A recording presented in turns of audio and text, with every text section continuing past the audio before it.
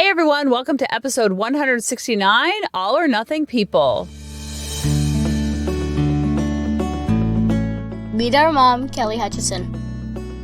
She is a life coach. She is a child counselor. She is a teacher. She's a parent coach. And she's a mom to us. She will teach you to stop yelling at your kids. She will teach you to get your kids to listen. She will teach you how to never sleep with mommy guilt again. She will teach you how to be an imperfect mom, so you can help your kids be imperfect too. And have harmony in the home. Hey everyone, you're probably wondering, why is the title the same as last week?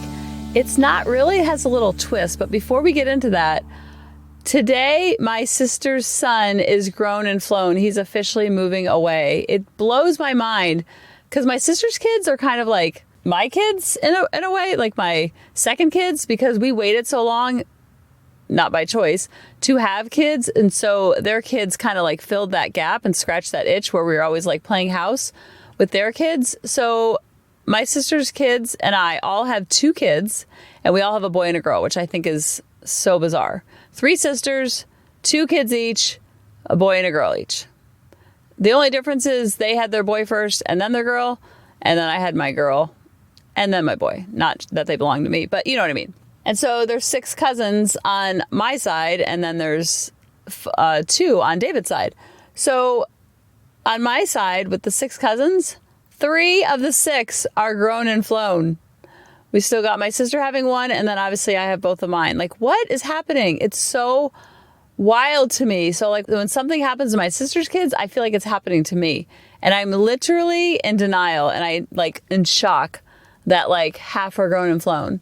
And the other half, 2 of them are ours. So it's just mind blowing. And I never really know how to start each podcast. So I don't know if you want to start me just jump right in, or do you like to hear a little stuff about my personal life and what's going on in my neck of the woods? Sometimes I want to do that, but then I feel like I'm just talking about myself. So is it like engaging, or is it selfish of me to do that? So let me know, and I will tell you all the things, because I'm an open book. I have nothing to hide, and so I love talking about all the stuff that's going on. But I also have teenagers, a teen and a tween, who don't want their all their business out there. So I have to kind of toe the line a little bit. So we're talking about all or nothing with people, because last week we talked about all or nothing with our habits. And sometimes people don't start something because they either have to do it all perfectly or they don't do anything at all. Like we talked about working out or eating healthy or getting enough sleep or being on social media or having a clean house or yelling at our kids. Why am I talking like a robot? So we talked about those different examples, and you can plug and play how all or nothing can really hold us back, because we either have to do all of it or we do none of it. And doing none of it just exacerbates the problem, whatever the problem is that we're trying to solve, because we're always in maintenance mode and staying in that Goldilocks balance of not too much, not too little. So now we're talking about with people, all or nothing thinking, because this was so critical to why I was such a tense, snappy mom during my unconscious, stressful 4 to 5 years. I was just a wreck. Like, if you could see me now versus then, completely different person. Because I was so tense and I was so stressed out, and I felt like I was in an abusive relationship with my kids, because I felt like all they did was yell at me, and they were hitting me and they were tantruming, and I was like, I'm so nice to you, and then you're so mean to me, and then the next minute you're so nice to me after you just like slap me in the face. Like, are you gaslighting me, 3-year-old? Like, what is happening? I literally felt, I would say that to David. I said, I feel like I'm in an abusive relationship. Not so much, they were hitters, but mostly it was the screaming and the yelling, and the crying was just so intense, and they'd like have the red face and the blubbery lips, and then 5 seconds later they'd be like, "Mommy, you want to go on a walk to go to the mailbox?" And I'm like, "Bro, I'm still recovering from what we just went through. Like, what is happening?" You're like the husband you hear about in the movies. He beats his wife in the morning, and then he comes home with flowers like nothing happened. That's how I felt like I was on this roller coaster. I couldn't even understand what was happening. And I had such all or nothing thinking about the kids. And I had no all or nothing thinking with my students in the classroom. So I was very confused. Like if my kids would do something like not share a toy at 2, then I was like, oh my gosh, they're never going to have any friends. They're never going to go to prom. There's something wrong with them, which means there's something wrong with me. Underneath it all, it was all about me and something inherently being wrong with me because I felt so broken going into parenting and going into parenthood because of all the infertility issues. I felt like this was proof of how much I'm not good enough and not worthy, because I would take one little thing that they did and I would create this whole narrative that they were all bad, they were all wrong, there was all something going on. They had some type of disorder or some type of ailment, and there was something wrong with them, like if they didn't share a toy. So all or nothing thinking happens a lot with our kids. It also happens with ourselves. Like we make one mistake, or we miss a workout, or we have a messy house, or we yell at our kids, or we're snappy with our spouse, or we don't show up the way we want in work. Then all of a sudden, we turn that into a morality issue and we're all bad. Every part of us is bad. And that's what gets us into trouble, because we talked about a couple weeks ago about is you're 100% worthy and there's nothing you have to do to earn that right, to earn that level of acceptance of yourself, because you're never going to evolve to whatever goal and whatever next level you want to get to if you're beating yourself up along the way. I've tried it for years. It doesn't work. The beating myself up is still there. It just gets a little softer over time because you want to spend time in each category of 50-50. Now, in our family, we play this really strange game. I was almost going to do a podcast about it. I'm like, but that's kind of weird. Like, you know how families do weird things? We do a weird thing. We go around the table and we say everything that's awesome and annoying about the people in our family within our 4 walls. So Lily, Grady, Dave, and I are at Mexican restaurant and we're like, all right, let's play awesome and annoying. Because I think the more that you can embrace your annoying parts, then you can also embrace your awesome parts too. And it's not so all or nothing, but every human being has annoying parts and every human being has awesome parts. So you're never going to be married to a spouse without annoying traits, and you're never going to be married or have kids that have no annoying traits.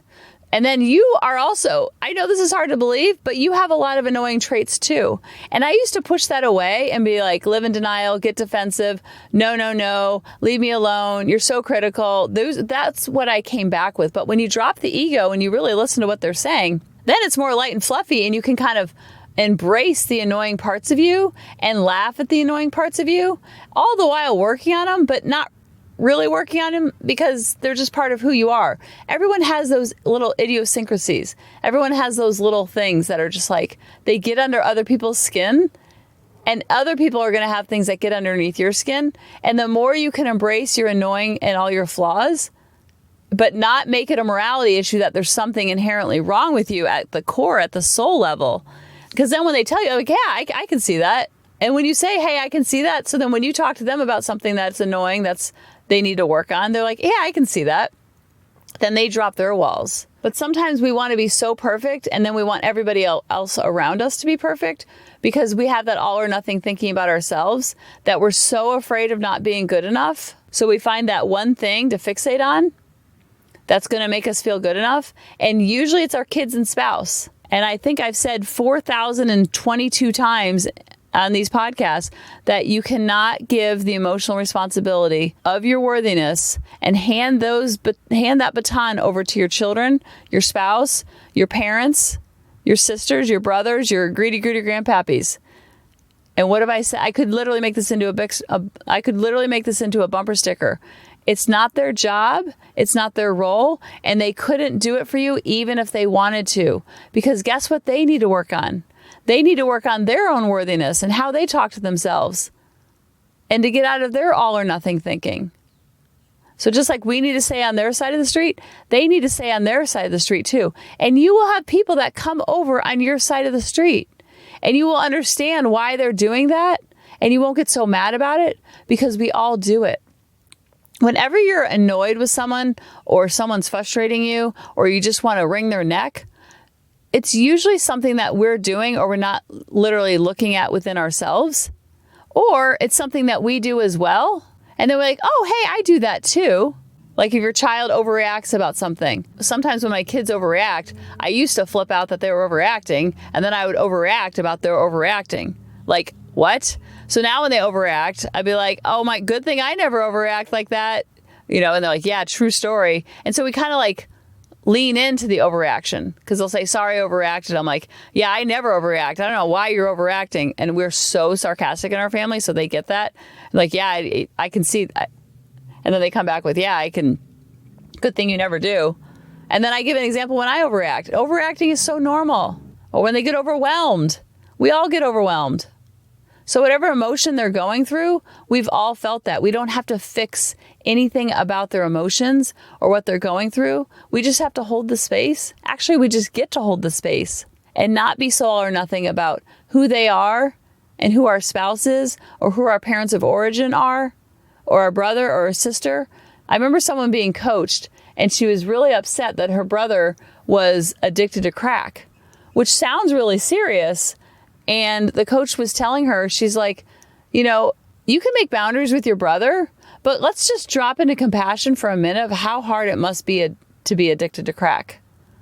And that doesn't make his behavior excusable when he steals from you and things like that, or he doesn't show up for things, or he comes high to different events. And you can make boundaries in that area and you can create distance and just keep them at an arm's length.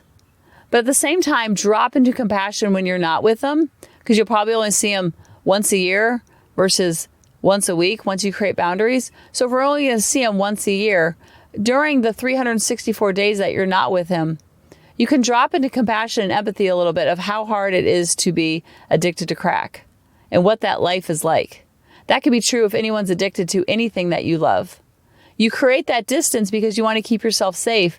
But in those days and time that you're not with them, a lot of times we just beg for them to change and we want them to change. So we ruminate about, they just need to change. They just need to change. They just need to change when they haven't changed for the last 10 years.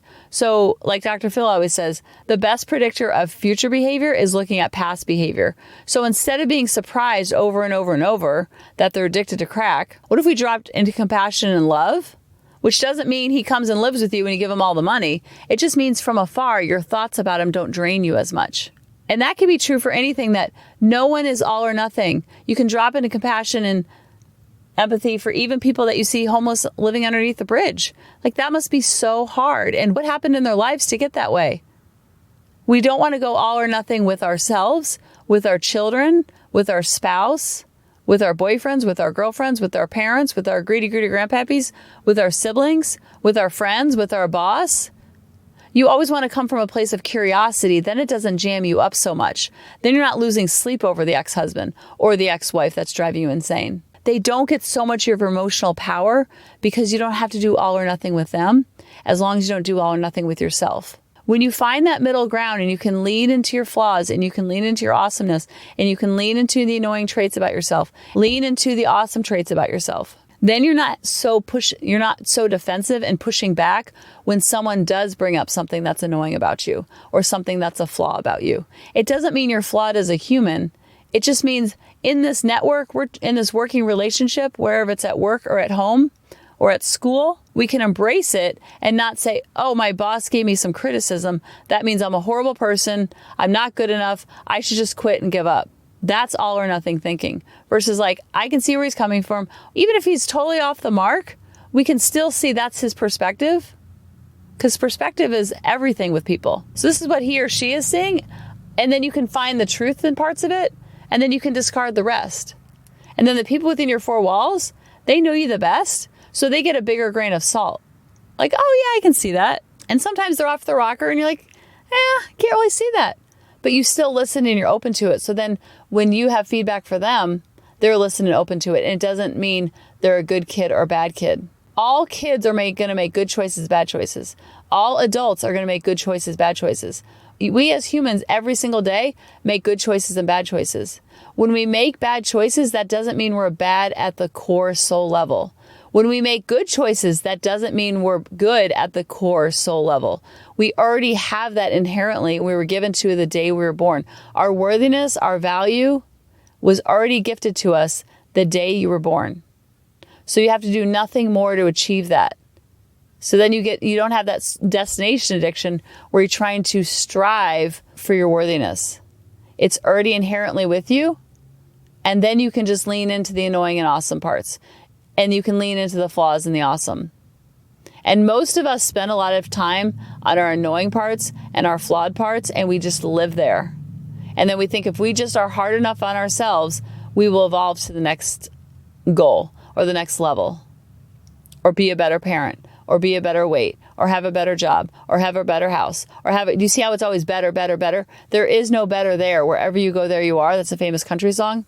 And so I'm just encouraging you, which has helped thousands of clients, it also helps me, is just spend a little bit more time focusing on the awesome parts, and then you'll be able to spend more time in the awesome parts of the people within your four walls.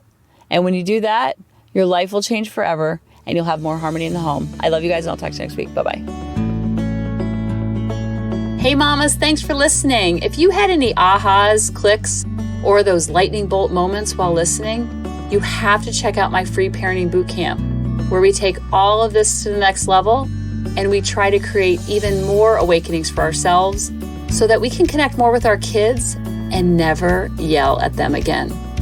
You can sign up at www.coachingkelly.com. And if you really want to fill up my love cup, send me an email of what your aha was, what your click was, what was that lightning bolt moment while you were listening.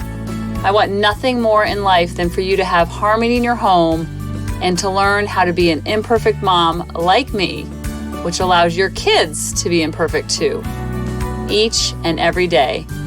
Thanks for listening.